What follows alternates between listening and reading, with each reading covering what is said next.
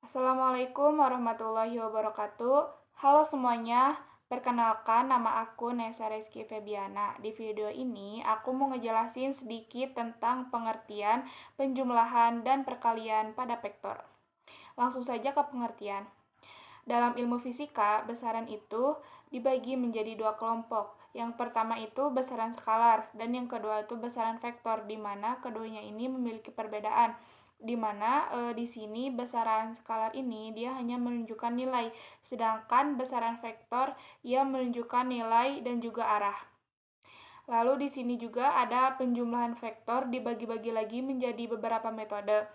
Yang pertama itu ada metode grafis atau digambar, lalu bisa disebut juga ini tuh metode segitiga.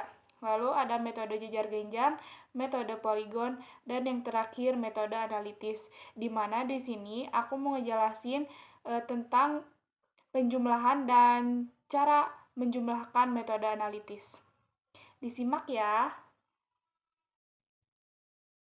Nah, oke teman-teman semuanya. Jadi di sini aku udah ada contoh soalnya, yaitu contoh soal vektor penyelesaian penjumlahan vektor metode analitis. Jadi di sini udah ada soalnya. Terus di sini ada tentukan besar resultannya. Jadi langkah pertama yaitu di sini kan ada kayak garis gitu, terus ada F1, F2 yang kayak gini. Nah, cara yang pertama kita akan cari F1X sama F1Y.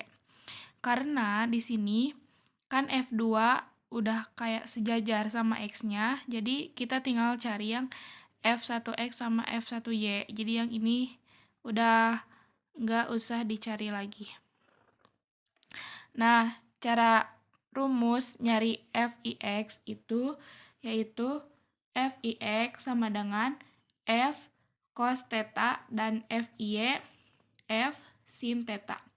Kenapa di sini Fix pakainya cos dan Fy pakainya sin?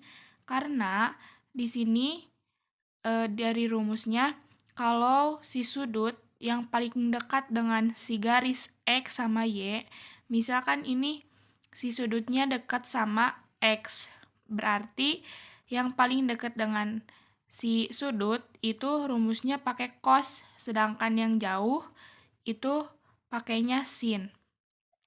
Kita langsung masukin aja.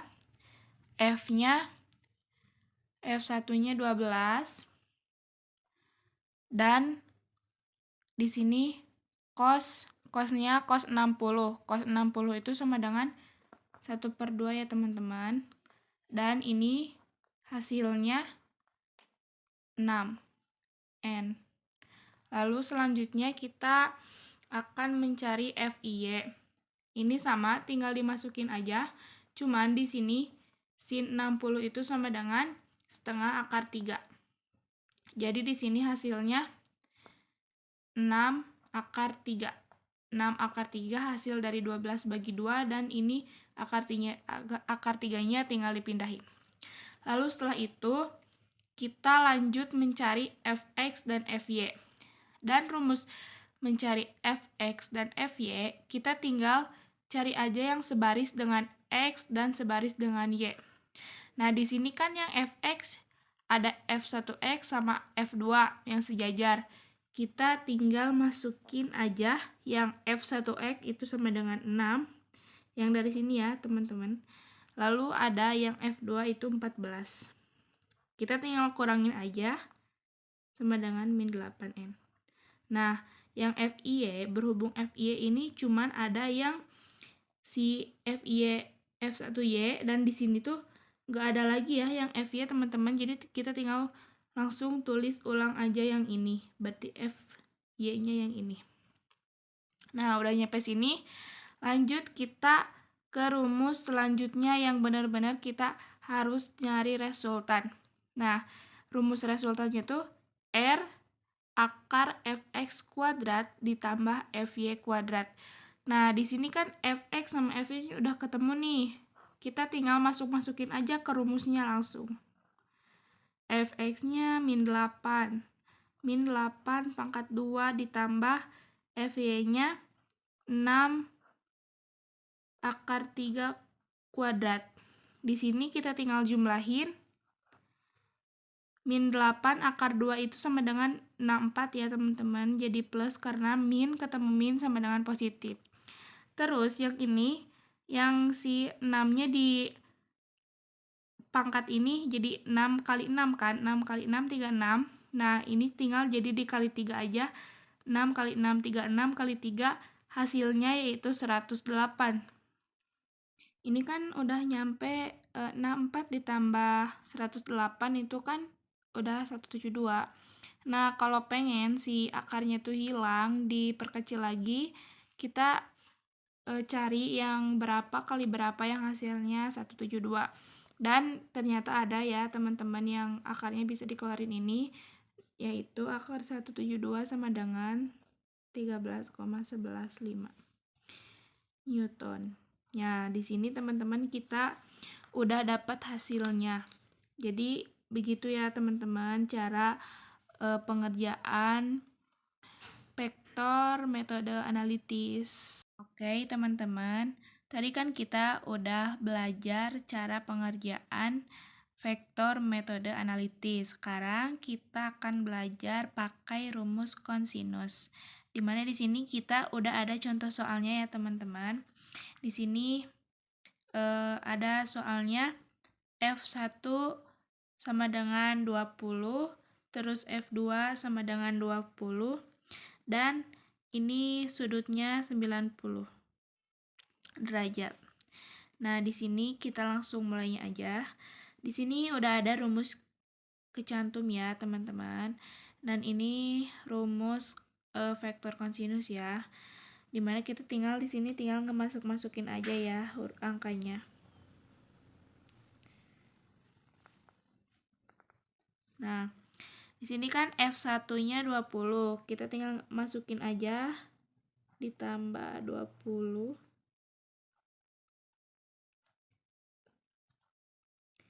Di sini cos-nya 90.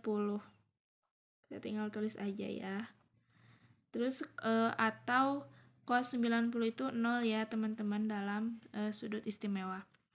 Habis itu kita tinggal jumlahin aja. 20 pangkat 20 400. Ini 400 juga. Dan di sini 2-nya F1-nya kan 20.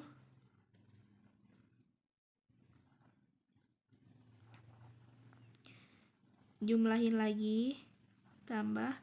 Di sini 2 dikali 20 sama dengan 40. 40 dikali 20 di sini sama dengan 800 ya teman-teman.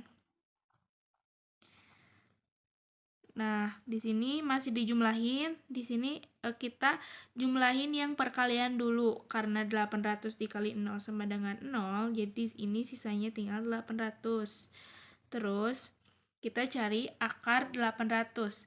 Tapi kan akar 800 itu nggak ada, jadi kita carinya akar 100 itu kan sama dengan 10.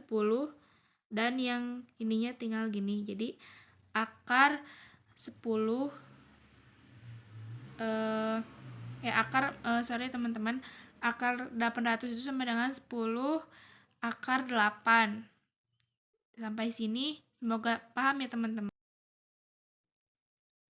Nah, oke, selanjutnya kita bakalan belajar tentang perkalian vektor. Dimana di sini kita udah ada contoh soalnya, tapi kita belajar yang perkalian titik terlebih dahulu. Nah, di sini udah ada soalnya ya teman-teman. Ini yang A, ini yang B. Kita langsung tulis ulang aja si soal-soalnya. Ini yang A ditulis pertama dan yang B ditulis kedua. Ini titik buat simbol perkalian titiknya. Ingat ya teman-teman, meskipun kayak perkalian titik sama silang tuh sama-sama dikali, tapi itu ada perbedaannya. Nah, kita di sini tinggal dikali-kalikan saja. Tapi di perkalian titik ini, jika kita menemukan kesamaan kayak I dikali I, itu pasti hasilnya 1. Tapi jika beda kayak I kali J atau kali K, itu pasti hasilnya langsung 0. Karena memang begitu rumusnya. Di sini kita langsung kaliin saja 10 dikali 20 sama dengan 200. Nah, ini kan I sama dengan 1, tapi kayak udah nanti bakalan akhirnya juga kayak 200 dikali 1, jadi kita langsung tulis aja 200. Ini langsung 10I dikali 10J. Ini pasti langsung hasilnya 0 aja karena ini perbedaan huruf I sama J. Tapi kalau kayak satu jenis kayak J kali J atau K kali K itu pasti hasilnya 1. Terus ini lagi 10 kali 5K itu langsung aja hasilnya 0. Lanjut, ini yang min 5 dikali min 20 itu langsung aja hasilnya 0. Tapi ini jadi negatif karena depannya negatif ini. Negatif sama positif itu negatif. Terus ini 5J, min 5J dikali 10J. Nah, kalau ini kan sama, ini hasilnya 1. Jadi ini pasti bakalan ada hasilnya. Jadi min 5 dikali 10 yaitu min 50. Lanjut, di sini min 5J dikali min 5K sama dengan 0. Sekarang yang ini yang 5K dikali 20 ini hasilnya 0 lagi. Tapi yang ini jadi plus ya teman-teman, soalnya nggak ada min. Terus ini dikali ini sama dengan 0. Nah, ini terakhir 5K dikali 5K ini kan sama, jadi ini pasti ada hasilnya 25. Di sini kita tinggal jumlahin aja. 200 tambah 0 tambah 0 tambah kurang 0 kurang 50 kurang 0 tambah 0 tambah 0 tambah 25, dan hasilnya yaitu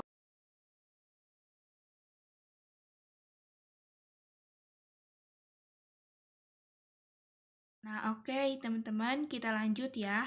Di sini ada perkalian silang.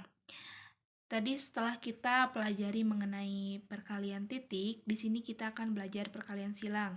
Dimana kita di sini udah ada soalnya. Kita ini soalnya tinggal ditulis ulang aja kayak perkalian titik. Yang A ditulisnya pertama dan yang B ini tulisnya kedua. Si simbol ini diganti jadi X karena ini perkalian silang. Terus di sini, jika tadi di perkalian titik kita menemukan kesamaan, itu hasilnya bakalan 1. Berbeda dengan perkalian silang, jika menemukan kesamaan, kayak contoh ini, I kali I, itu pasti hasilnya 0. Kayak yang lain juga, J kali J atau K kali K itu pasti hasilnya 0. Karena memang rumusnya seperti itu. Kita langsung ngisi aja teman-teman.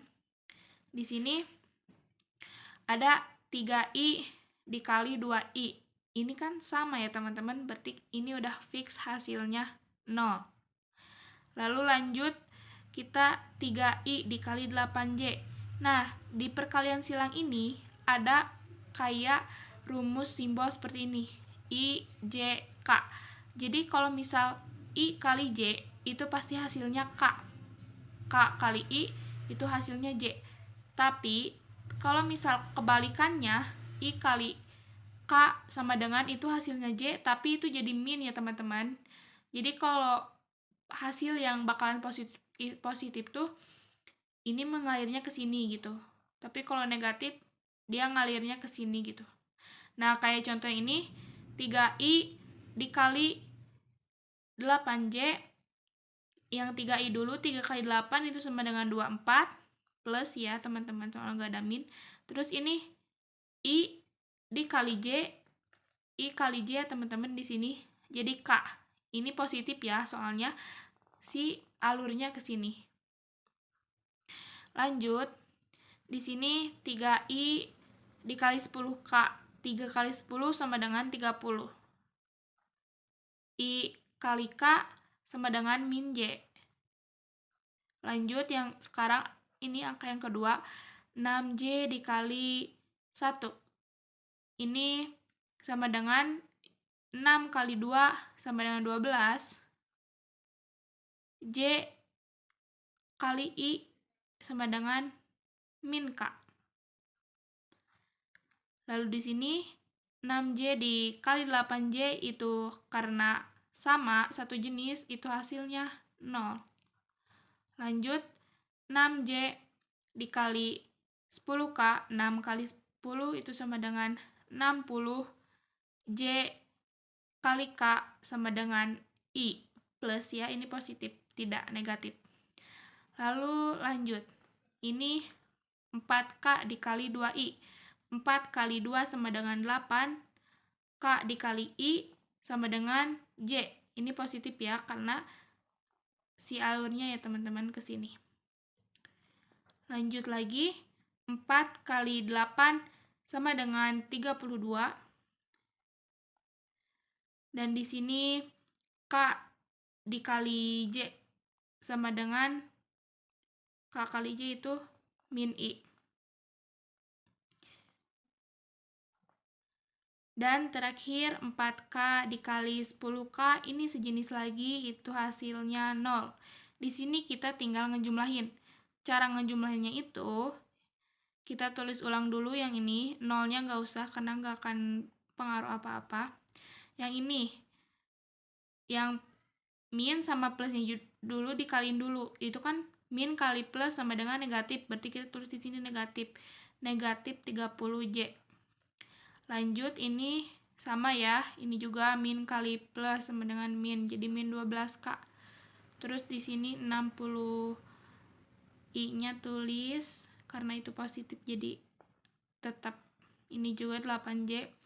Terus yang ini sama 32, yang plusnya sama minnya dikaliin dulu. Jadi gini. Abis gini, ini belum selesai teman-teman. Nah, kita sekarang jumlahin lagi yang sejenis-sejenis. Jadi kayak 24 sama 12, 24 dikurangi 12 sama 12K, min 30J dikurangi 60, ini sama dengan, sorry teman-teman, min 30J sama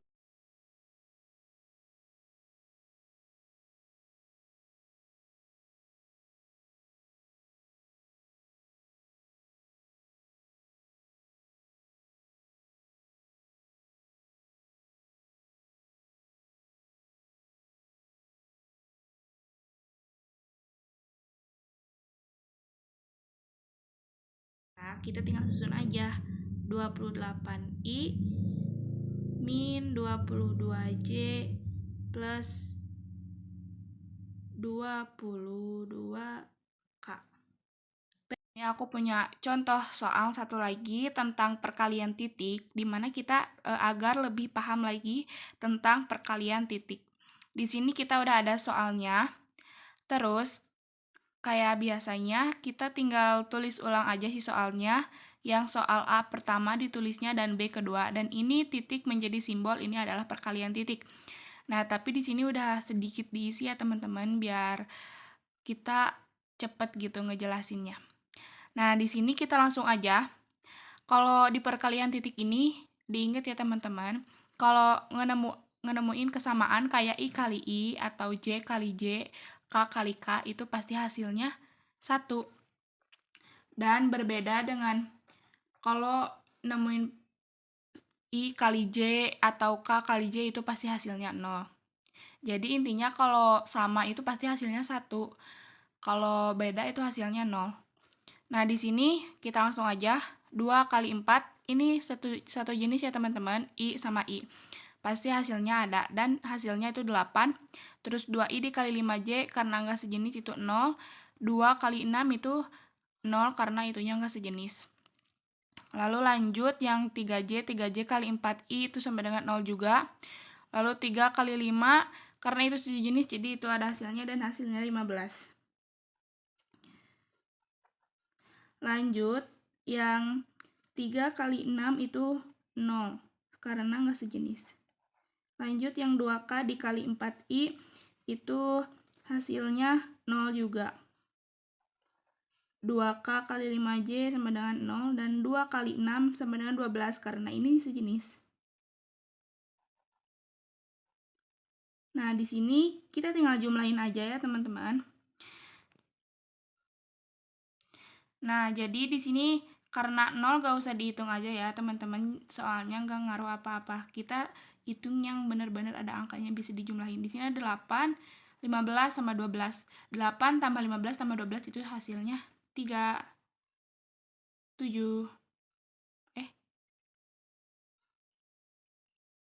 Nah, oke teman-teman, di sini kita tinggal jumlahin aja yang benar-benar ada angkanya. Karena 0 mah kayak gak ngaruh apa-apa ya teman-teman. Jadi kita langsung jumlahin yang 8 tambah 15 tambah 12 dan itu hasilnya 35. Nah, jadi ini hasilnya. Nah, itu dia penjelasan yang dapat aku sampaikan. Semoga kalian semua mengerti dan apa yang aku sampaikan bisa bermanfaat bagi kita semua. Mohon maaf bila dalam penjelasan materi yang aku sampaikan masih banyak yang salah dan masih banyak kekurangan karena aku juga masih belajar. Mohon dimaklumi. Sekian dari aku. Wassalamualaikum warahmatullahi wabarakatuh.